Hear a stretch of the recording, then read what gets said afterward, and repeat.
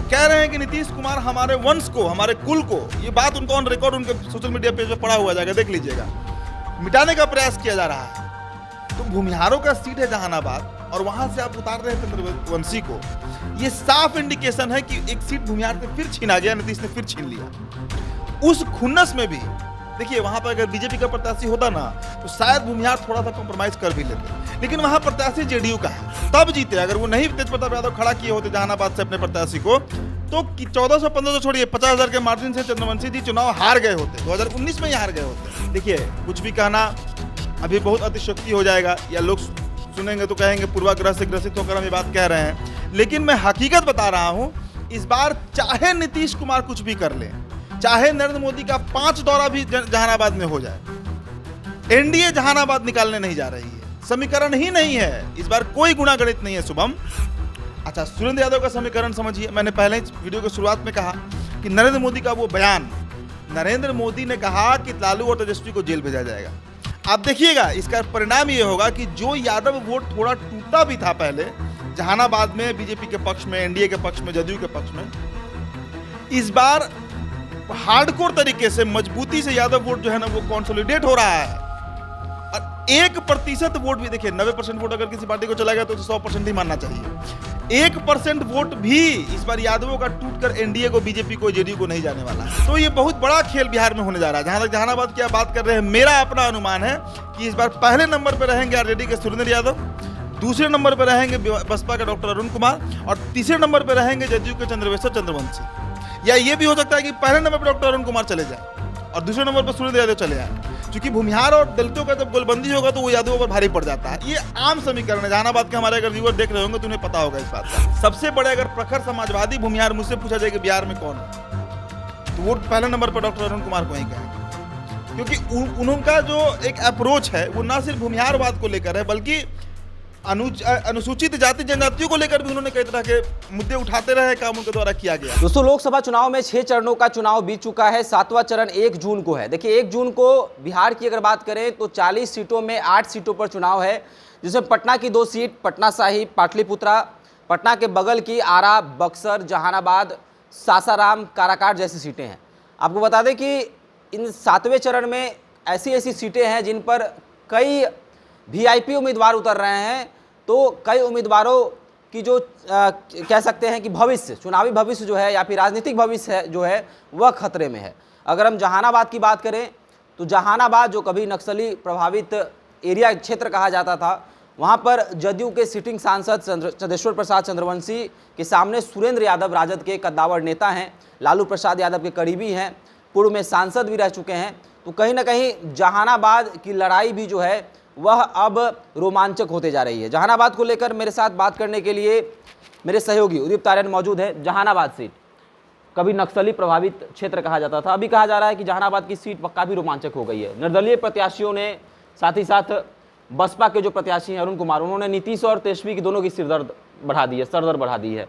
यादव और भूमिहार वोटों में जो है सेंधमारी करने की कोशिश है। क्या कुछ लग रहा है, किसके खाते में जा रहा है जहानाबाद सीट? देखिए, छठे चरण के चुनाव वोटिंग के बाद, चुनाव मतदान के बाद नरेंद्र मोदी का दौरा हुआ बिहार में, और उनका जो एक बयान आया कि लालू और तेजस्वी को जेल भेज दिया जाएगा, ये बयान उन्होंने शायद काराकाट में दिया है। इसका इन्फ्लुएंस कितना जहानाबाद पर पड़ेगा, इस पर भी हम चर्चा करेंगे। लेकिन जहानाबाद सीट कैसा है, उसका गुण कैसा है, इसको आप इस बात से समझिए कि वहां पर अभी तक 9 बार यादव बने हैं सांसद और 5 बार उस सीट पर भूमिहार सांसद बने हैं। ये और एक बार अति पिछड़ा यही चंद्रवंशी जो है। इनकी जाति कहार जाति से आते हैं, और नीतीश कुमार ने एक नया सोशल एक्सपेरिमेंट किया 2019 में, इन पर दांव खेला और ये चुनाव जीत गए। हालांकि चुनाव जीते क्या, 3,35,584 वोट आया था चंद्रवंशी जी को और 3,33,000 कुछ वोट आया था सुरेंद्र यादव को। तो 1700 वोट से मात्र जीते हैं। तो सांसदी का चुनाव 1700 वोट से जीतने को बहुत मतलब मजबूत जीत नहीं, मजबूत जीत क्या, वो बस बॉर्डर लाइन पर थे, किस्मत था कि वो जीत गए। इसके पीछे तो कई तरह का उस समय आरोप भी लगाया गया था कि प्रशासनिक मदद से इनको जिता दिया गया। ये तो जहानाबाद सीट भी जेडीयू लूज कर रही थी, और ये तब जीते हैं 2019 में चंद्रवंशी जी, जब तेज प्रताप यादव का रिबेल कैंडिडेट जो है वो जहानाबाद से चुनाव लड़ रहा था और करीब करीब राजद का उसने 50,000 वोट काट दिया था। तब जीते। अगर वो नहीं तेज प्रताप यादव खड़ा किए होते जहानाबाद से अपने प्रत्याशी को, तो 1400-1500 छोड़िए 50,000 के मार्जिन से चंद्रवंशी जी चुनाव हार गए होते, 2019 में ही हार गए होते। इनका कोई समीकरण ही नहीं है। ये जिस जाति से आते हैं, जिस बैकग्राउंड से आते हैं, चंद्रशेखर चंद्रवंशी किसी कीमत पर चुनाव नहीं जीतते। और इस बार तो हम देखिए, कुछ भी कहना अभी बहुत अतिशयोक्ति हो जाएगा, या लोग सुनेंगे तो कहेंगे पूर्वाग्रह से ग्रसित होकर हम ये बात कह रहे हैं, लेकिन मैं हकीकत बता रहा हूं। इस बार चाहे नीतीश कुमार कुछ भी कर लें, चाहे नरेंद्र मोदी का 5 दौरा भी जहानाबाद में हो जाए, एनडीए जहानाबाद निकालने नहीं जा रही है। समीकरण ही नहीं है। इस बार कोई गुणागणित नहीं है। शुभम, 2014 में वहां से डॉक्टर अरुण कुमार बने सांसद, रामाश्रय सिंह सीपीआई के 4 बार सांसद रहे इस इलाका से, सत्यभामा देवी रही हैं, बड़े बड़े नेता इस सीट से सांसद बनते रहे हैं। अब देखिए खेल, डॉक्टर अरुण कुमार को इस बार जहानाबाद के कम से कम 75% भूमिहार वोट करने जा रहे हैं।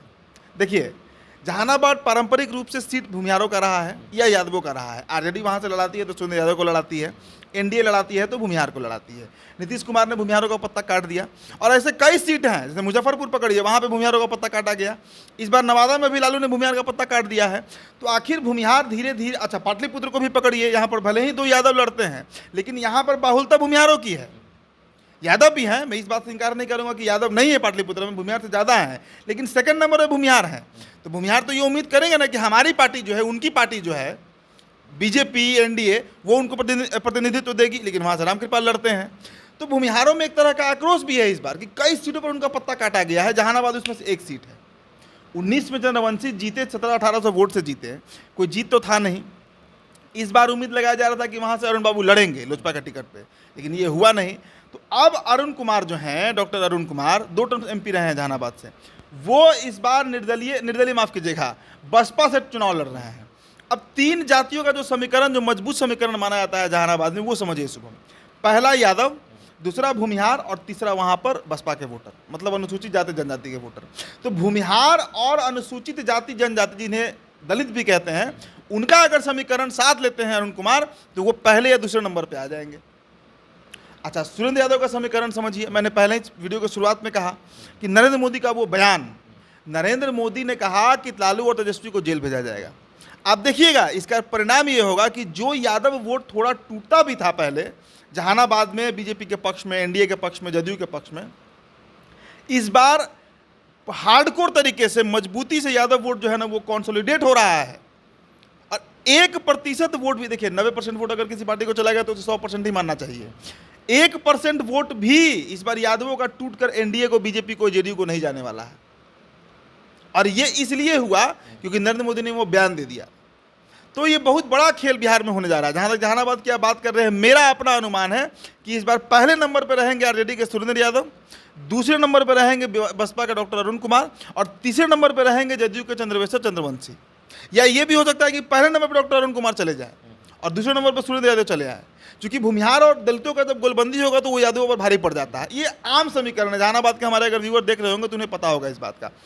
भूमिहार अच्छी खासी संख्या में है, जहानाबाद में है, अरवल में है, उधर आपको मुकदुमपुर इलाका पूरा, वो सब मुकदुमपुर तो खैर दलितों का एरिया है, लेकिन जहानाबाद सटा हुआ जितना बेल्ट है वो सब का सब भूमिहारों का बेल्ट है। इसके अलावा जो 6 विधानसभा पड़ते हैं जहानाबाद में, 6 का 6 विधानसभा के विधायक आज के डेट में राजद के विधायक हैं। तो ऐसे भी राजद को वहाँ पर मजबूती मिल रही है। तो चंद्रवंशी का जहाँ तक आप जिक्र कर रहे हैं, देखिए जहानाबाद में बहुत चर्चा का विषय है नहीं, जहानाबाद में सीट क्लियर है। मेरा अपना अनुमान जो है जहानाबाद में बहुत ज़्यादा 3-5 होने वाला इस बार है नहीं। पिछला बार अलग तरह का खेल था, एक मोदी लहर था जिसके नैया पर सवार होकर सभी लोग निकल गए बिहार से। जो लोग भी एनडीए से टिकट पाए, एक किशनगंज वाले प्रत्याशी का किस्मत खराब था, ये हार गए। तो जितने लोगों ने टिकट लिया सभी लोग जीतते के संसद पहुंच गए। इस बार कहीं से भी वो समीकरण नहीं बन रहा है। अरुण कुमार का जिक्र आपने किया, अरुण कुमार को जो लोग वोट कर रहे हैं, खासकर भूमिहार जो वोट कर रहे हैं, क्या अरुण कुमार के चेहरे पर वोट मिल रहा है, या फिर जहानाबाद में जो भूमिहार कहीं ना कहीं नरेंद्र मोदी के कोर वोटर कहे जाते हैं, तो क्या अरुण कुमार के चेहरे पर वोट कर रहे हैं? देखिए भूमिहार, मैंने कहा ना, कुछ सीटों का मैंने उदाहरण दिया, जैसे नवादा पकड़िए, वहाँ से आरजेडी भूमिहार का पत्ता काट रही है। पाटलिपुत्र भी मैंने एग्जाम्पल दिया कि दूसरी सबसे बड़ी आबादी वहाँ भूमिहारों की है, 3.5 लाख भूमिहार वोटर है, 4-4.25 लाख के आसपास यादव वोटर हैं। ऐसे सीटों पर जहाँ भूमिहार बाहुलता है, वहाँ पर भूमिहारों का टिकट काट कर यादव को लड़ाया जा रहा है। कहार को लड़ाया जा रहा है। तो वो मुजफ्फरपुर देखिए, कभी भूमिहारों का सीट हुआ करता था, आज निषादों का सीट हो चुका है। तो धीरे धीरे भूमिहार अपना ग्रिप बिहार में लूज करते जा रहे हैं। कई सीटों पर उनका जो प्रतिनिधित्व है वो खत्म होते जा रहा है। तो उसको बचाने के लिए भी, और अरुण कुमार देखिए वो चेहरा है सबसे बड़े, अगर प्रखर समाजवादी भूमिहार मुझसे पूछा जाए कि बिहार में कौन है, तो वो पहले नंबर पर डॉक्टर अरुण कुमार को ही कहेंगे, क्योंकि उनका जो एक अप्रोच है वो ना सिर्फ भूमिहारवाद को लेकर है, बल्कि अनुसूचित जाति जनजातियों को लेकर भी उन्होंने कई तरह के मुद्दे उठाते रहे, काम उनके द्वारा किया गया है। तो इसलिए मैं कह रहा हूं कि देखिए भूमिहारों को लेकर एक सॉफ्ट कॉर्नर है उनको लेकर, डॉक्टर अरुण कुमार को, और कई जगह वो रो भी रहे हैं।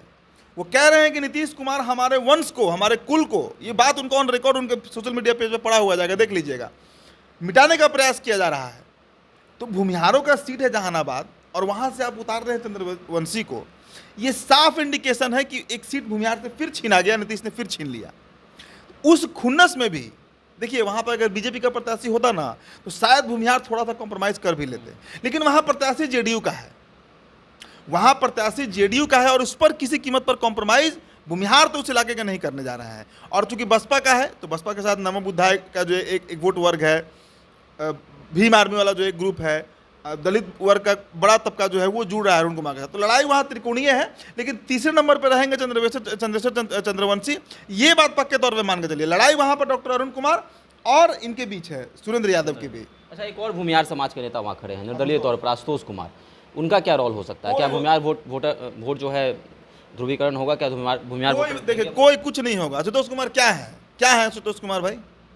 आशुतोष कुमार क्या है? इतना विवादित चेहरा है, उनका कहीं कोई पोजीशन नहीं है। डॉक्टर अरुण कुमार नेता है भाई, भूमिहार का नेता कहते हैं आप। और कहने को तो सब भूमिहार में तो 500 नेता पटना में बैठे हुए हैं लोग, उनसे थोड़े हो जाता है। नेता वही है जिनको भूमिहार समाज एक्सेप्ट कर रहा है, जिनको वो समाज में जिनका प्रतिष्ठा से, जैसे चाहे दुनिया कुछ भी कहे, ब्रह्मेश्वर मुखिया वो एक ऐसा छवि है खासकर उस समाज के लिए, भूमिहार समाज के लिए, कि निर्विवाद रूप से लोग उनका समर्थन करते हैं। आज नहीं है वो, इसके बावजूद उनका समर्थन करते हैं। तो उस तरह का, अब डॉक्टर कृष्ण सिंह आज नहीं है, वो पूर्व सीएम रहे, लेकिन उनको, और भूमिहार छोड़िए, उनको पूरा सवर्ण लॉबी प्रतिष्ठा से और सम्मान से देखता है, तो वो अलग छवि है। उसी तरह का छवि डॉक्टर अरुण कुमार का है, मेरा अपना मानना है। आशुतोष कोई नेता थोड़े है, आशुतोष भूमिहार एकता मंच और क्या क्या है। देखिए एज ए पॉलिटिशियन, लोकतंत्र है, वो बिल्कुल चुनाव लड़ सकते हैं, चुनाव उनको लड़ना चाहिए, इसमें कहीं दो राय नहीं है। लेकिन आप पूछिए कितना वोट काट लेंगे, वो 4 जून को पता चल जाएगा। वो 4 जून को क्लियर हो जाएगा ना कि आशुतोष कितने पानी में है और कितना उनका राजनीतिक ताकत है भूमिहारों के बीच। अब देखिएगा 4 जून को परिणाम आएगा तो कहाँ पे काउंटिंग में रहते हैं। 17 प्रत्याशी लड़ रहे हैं, उनका नंबर अब गिनिएगा पहले नंबर से कहाँ से है, वो क्लियर हो जाएगा। चलिए, तो जहानाबाद में जातीय समीकरण की अगर बात करें तो भूमिहार वोटरों में अरुण कुमार सेंधमारी करेंगे, और यह एनडीए के लिए खतरे की घंटी है। भूमिहार समाज जो है इस बार जहानाबाद में डॉक्टर अरुण कुमार को सपोर्ट कर रहा है, और जितना वोट वो काटेंगे उतना एनडीए के लिए सरदर्द बनता चला जाएगा। तो सुरेंद्र यादव जो हैं वह हो सकता है जहानाबाद सीट निकाल लें, सारा समीकरण उनके पक्ष में ही बैठ रहा है। तो आपको क्या लगता है जहानाबाद सीट किसके खाते में जाएगा? आप भी हमारे साथ साझा कर सकते हैं, क्या कुछ माहौल है? अगर आप जहानाबाद से हैं तो अभी वहाँ का माहौल जो है हमारे साथ हमारे कमेंट बॉक्स में साझा कर सकते हैं। धन्यवाद।